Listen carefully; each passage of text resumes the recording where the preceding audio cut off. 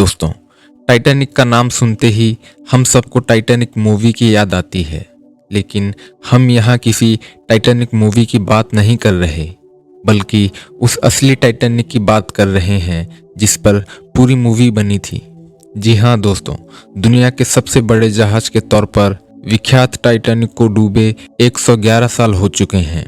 लोगों को पता है कि उसका मलबा कहाँ है, लेकिन आज तक उस मलबे को समुद्र से निकाला नहीं गया है। क्या आप जानते हैं कि ऐसा क्यों है? तो चलिए आपको इसके बारे में विस्तार से बताते हैं, जिसे जानकर आप भी हैरान हो जाएंगे। तो वीडियो को अंत तक जरूर देखें। दोस्तों, टाइटैनिक अपने ज़माने में एक बहुत बड़ी जहाज हुआ करती थी। टेक्नोलॉजी के हिसाब से ये उस समय की सबसे एडवांस जहाज थी। इसको बनाने वाली कंपनी इसकी लेटेस्ट टेक्नोलॉजी से इतनी कॉन्फिडेंट थी कि इसको कभी ना डूबने वाला जहाज घोषित कर दिया था।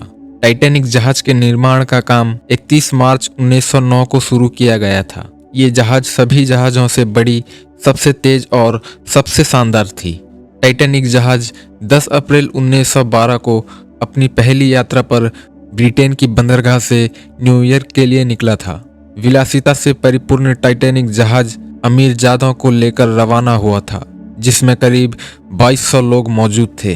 12 अप्रैल 1912 को टाइटैनिक जहाज के क्रू मेंबर्स को पहली वार्निंग मिली थी कि अटलांटिक महासागर में बड़े बड़े बर्फ के पहाड़ तैर रहे हैं। इस वार्निंग के बाद टाइटैनिक के 62 वर्षीय अनुभवी कप्तान जहाज की डायरेक्शन बदल देते हैं, लेकिन स्पीड कम नहीं करते। 14 अप्रैल 1912 को कैप्टन स्मिथ को 7वीं बार चेतावनी मिली थी कि आपके रास्ते में विशालकाय हिमखंड तैर रहे हैं, लेकिन कप्तान इस संदेश को नज़रअंदाज कर रहे थे। जहाज की स्पीड 40 किलोमीटर प्रति घंटा से कम नहीं हो रहे थे। उस रात अमावस्या की रात थी और घोर अंधेरा छाया हुआ था। अटलांटिक महासागर के ऊपर बहुत ठंडी हवाएं चल रही थी। रात करीब 11:40 पर लुकआउट पॉइंट में बैठे एक आदमी ने जहाज के ठीक सामने विशालकाय हिमखंड को देखा और घबराकर जहाज के क्रू मेंबर्स को रास्ता बदलने को कहता है। लेकिन जब तक ये जानकारी मिलती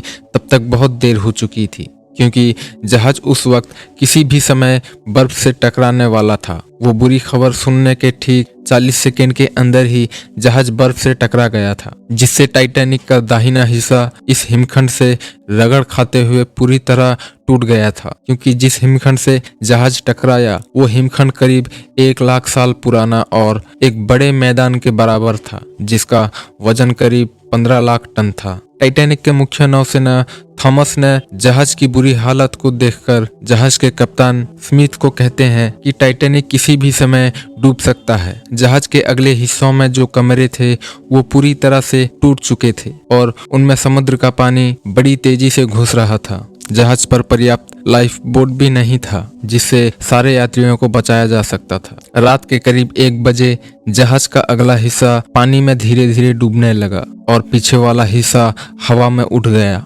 2:05 पर अंतिम लाइफ बोट पर यात्रियों को निकाला गया, लेकिन अब भी जहाज पर और भी कई लोग मौजूद थे।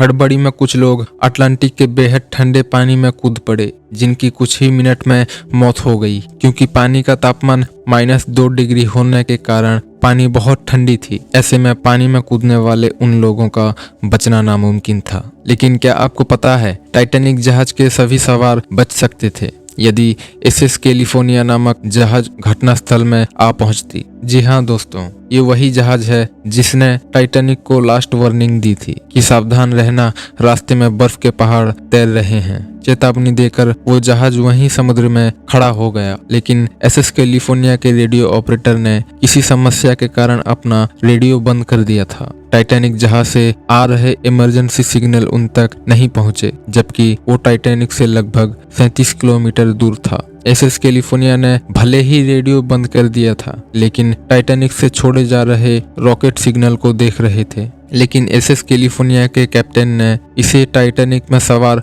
अमीरजादों की पार्टी समझकर वहां तक जाना उचित नहीं समझा।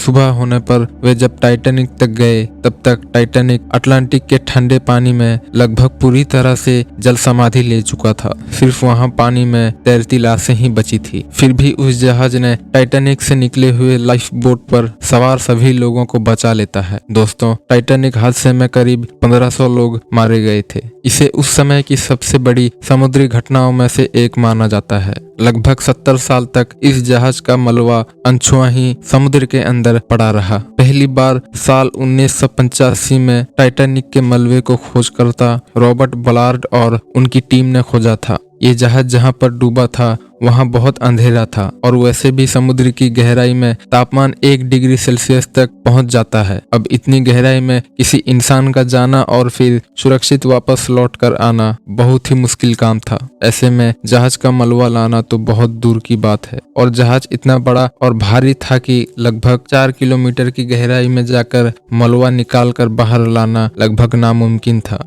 बताया जाता है कि समुद्र के अंदर अब टाइटैनिक का मलबा ज्यादा समय तक टिक नहीं पाएगा क्योंकि वो बड़ी तेजी से गल रहा है। जानकारों की माने तो आने वाले 20 से 30 साल में टाइटैनिक का मलबा पूरी तरह से गल जाएगा और समुद्र के पानी में समा जाएगा। रिपोर्ट के मुताबिक जंग पैदा करने वाले ये बैक्टीरिया हर रोज करीब 180 किलो मलबा खा जाते हैं। यही वजह है कि वैज्ञानिक मानते हैं अब टाइटैनिक की उम्र ज्यादा नहीं बची है। टाइटैनिक के दुर्घटना को आज 111 साल से भी अधिक समय बीत चुका है, लेकिन इस टाइटैनिक को आज भी लोग याद करते हैं।